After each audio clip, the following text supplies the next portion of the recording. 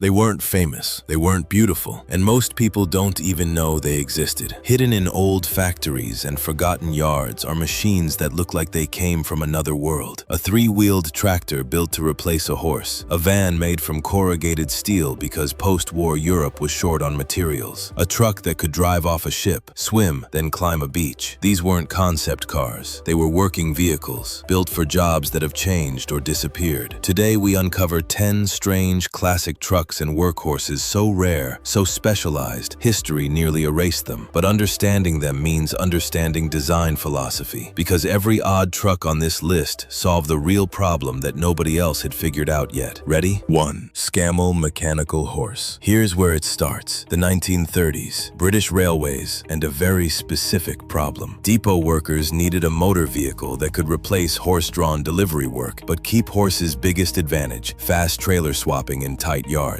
The London and Northeastern Railway approached engineer Napier with that problem. Napier passed. The project landed with Scammell, where designer O.D. North saw something nobody else did: mechanized coupling as the centerpiece. In 1934, the mechanical horse arrived. It wasn't a normal lorry. It was a three-wheeled tractor unit engineered around a coupling system that let you back into a trailer and lock it in seconds. The trailer's undercarriage and coupling were designed so the tractor could lift and secure it while reversing. Drivers still had small manual tasks, releasing the trailer handbrake, fitting the registration plate, but the heavy coupling work was mechanized. It came in two common sizes, a 3-ton and a 6-ton, both powered by Scamell's own side-valve petrol engines. Early examples used wooden cabs and even canvas doors. With a 16-foot trailer, it turned in a circle roughly 19 feet across. Road speed was about 20 miles per hour, exactly right for local depot work. Railway companies became major users, but private firms and the armed forces ran them too. Why did the mechanical horse matter? Because it proved that constraints don't kill design, they sharpen it. You don't just shrink a normal truck, you rethink the entire job. 2. Scaml Scarab. After World War II, the mechanical horse concept still worked, but the original tractor was outdated. Enter the Scarab in 1948. Production ran until 1967. What stayed the same? The mission: rapid trailer exchange in tight yards. What changed? Everything else. The tractor was fundamentally redesigned. The frame cranked down. The engine, gearbox, and rear axle became one unit mounted low behind the cab. Even the radiator sat at the cab's back wall, fed by ducting. That low center of gravity improved stability dramatically compared to the original. It used a 2,090 cubic centimeter petrol engine in both the 3-ton and 6-ton models, with Perkins diesel options appearing later. The new rounded steel cab replaced the old wooden one, and comfort improved noticeably. But here's what makes this interesting. The Scarab name is widely assumed to come from the beetle-like nose. Wrong. It's documented as a portmanteau of Scammell and Arab, pointing directly back to the horse it replaced. Design thinking shifted because the role stayed constant, but the world around it changed. The Scarab survived because it didn't try to be something else. It stayed focused on depot work and got better at it. Why did the Scarab endure? Because specialization beats generalization when you're solving for one specific job. 3. Citroen Type H. When the Type H arrived in 1947, it looked like industrial equipment that had escaped onto the road. Corrugated steel sides, flat panels, stubborn refusal to look fashionable. That wasn't style, that was problem solving. Corrugation stiffened thin metal when post-war materials and budgets were scarce. Engineering necessity became the truck's signature. Technically, the Type H was unusual for its era because it paired front-wheel drive with a unitary body structure. That combination created something impossible with other designs: a flat load floor close to the ground and genuine usable cargo space. A period report highlights the floor being near level with the curb and notes the sliding side door as pure practicality. Load it, access it quickly, move on. Production ran 1947 to 1981. That's 34 years, with roughly 473,000 units built. The body proved so practical that it spawned countless adaptations: ambulances, mobile shops, service vehicles. Some are still working today, which says everything about the fundamental design. Why did the Type H survive? Because flat floors and sliding doors aren't exciting. They're just useful, and useful outlasts fashionable. 4. Bedford CA. Britain's post-war streets produced their own peculiar designs. The Bedford CA, built 1952 to 1969 in Luton, is instantly recognizable by its pug nose. That face wasn't cute, it was compact architecture. The short hood maximized interior space while keeping the overall truck length manageable. This was a light commercial for ordinary businesses. It came in short and long wheelbase versions, rated 10 to 12 cw wheat or 15 cwt. Most people picture it as a panel van, but it also sold as a chassis cowl, letting specialists add custom bodies for conversions and service work. That flexibility pushed it into roles far beyond basic delivery. It became the base for the famous Bedford Dormobile camper conversion, which gave a generation of British travelers their first taste of road camping. Around 370,000 were built across its production run. That number matters. It wasn't flashy, it wasn't revolutionary, but it was affordable, dependable, and adaptable enough that families, businesses, and adventurers all claimed it. Why does the Bedford CA matter? Because sometimes the best design is the one that says yes to everything. 5. GMC DUKW. Some vehicles break categories entirely. The DUKW is a truck and a boat at the same time, born from World War II's ugliest problem. How do you move supplies from offshore ships to fighting units on beaches when ports are destroyed or don't exist? It's an amphibious adaptation of the 2.5-ton GMCCWK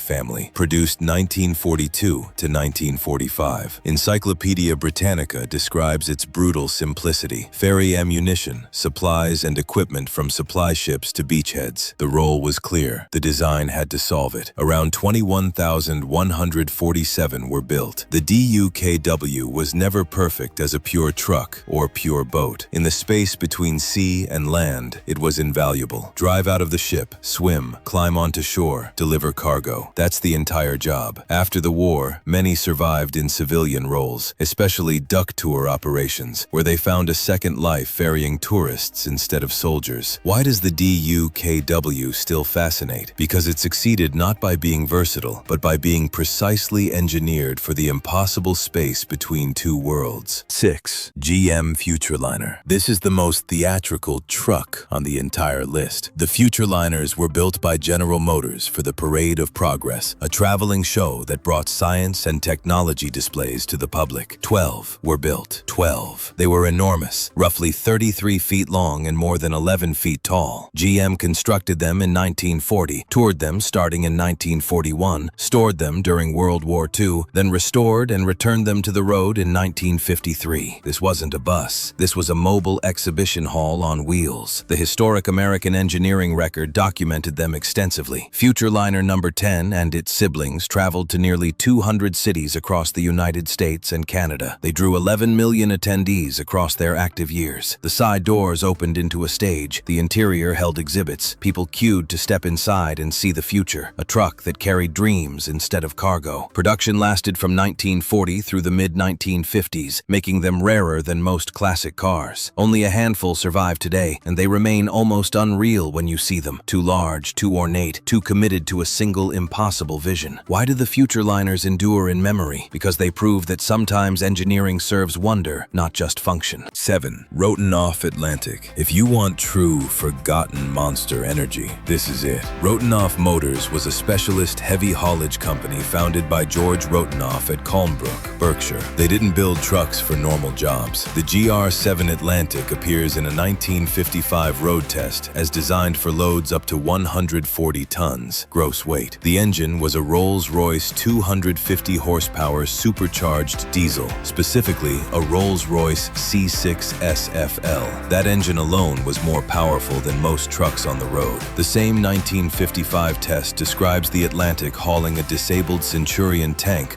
on a multi-wheeled trailer. Picture that, a truck so engineered for extreme loading that it could move a 50-ton tank like it was cargo. This wasn't marketing, this was documented capability. Production numbers are tiny, just 35 were built in total. Every single one was engineered for a specific heavy haul job that probably only existed once. The Roenoff represents an entire era when trucks were purpose-built machines rather than standardized platforms. Why does Roenoff matter? Because it shows what happens when you engineer for extremes instead of volume. 8. Marman Harrington conversions. Before factory 4x4 trucks existed, some of the most capable off-road workhorses started life as ordinary vehicles. Then Marman Marman Harrington transformed them. Founded in 1931, Marman Harrington became known for converting other manufacturers' trucks, especially Ford, into all-wheel drive machines. The process was efficient. Buyers ordered through Ford dealers, who routed trucks to Marman Harrington's Indianapolis facility for conversion, then shipped them for delivery. Converted trucks suddenly gained serious traction years before major manufacturers offered factory 4x4 options across their ranges. The U.S. Army bought substantial numbers of these conversions leading up to and during World War II. That military adoption mattered because it proved concept. Take a proven platform, add capability, and you've built something genuinely useful for extreme conditions. These conversions were strange because they looked familiar until you noticed the extra driveline hardware and the places they could suddenly go. They represented a bridge era when military innovation led manufacturing innovation, not the other way around. Why do Marman Harrington conversions matter? Because they show how specialization and adaptation can outpace factory production. 9. Tatra 111. If Western trucks evolved one way, Tatra evolved differently. The Tatra 111 was produced 1942 to 1962, beginning as a wartime heavy-duty truck and emerging as a major post-war workhorse across Eastern Europe and beyond. Its signature feature is the Tatra design philosophy. Backbone tube chassis with swing half-axles. That architecture creates strength and off-road capability. Pair it here with an air-cooled V12 diesel, the V910 family. Air cooling matters because it avoids coolant freezing or boiling. No radiator failures in Siberian cold or desert heat. That engineering philosophy continues in Tatra trucks even today. Early variants used wooden cab structures because of wartime material constraints. This only adds to its built by different rules character. Around 34,000 were produced, making it more common than the Roenoff, but rarer than most Western trucks. Post-war, Tatras became the standard across Eastern Bloc rebuilding programs. They hauled cargo, rebuilt infrastructure, and proved the design's fundamental soundness. The engine and chassis survived conditions that would destroy competing trucks. Why does the Tatra 111 endure? Because it was engineered for persistence, not convenience. 10. Leland Octopus. Long before modern articulated trucks dominated heavy haulage, Britain explored a different answer. Add axles, spread weight, increase payload. The Leland Octopus is one of the defining 8-wheeled rigids of that philosophy. The British Commercial Vehicle Museum dates its introduction to 1935 and notes that the model developed for decades. A 1935 show report describes the layout plainly. Steered on 4 front bogie wheels, drove through 4 rear bogie wheels. It was shown with a Leland 8.6-liter diesel engine and a chassis weight just under 6 tons. Today it looks almost prehistoric. A single rigid frame with 8 wheels, built for an era when engineers chased capacity by adding wheels instead of adding articulated trailers. It was never the most efficient design, but it worked. It carried cargo. It proved the concept. The Octopus represents a dead end in truck evolution, but that dead end is precisely why it matters. Engineers explored it seriously, built thousands, and only abandoned it when better solutions emerged. That's how design actually works, through experimentation, not prophecy. Why close with the Octopus? Because it shows that dead ends are still part of the story. Strange trucks aren't random. They represent choices. Choices about the jobs they needed to do, the materials available, the regulations they faced, the maintenance culture they were born into. Understand those choices,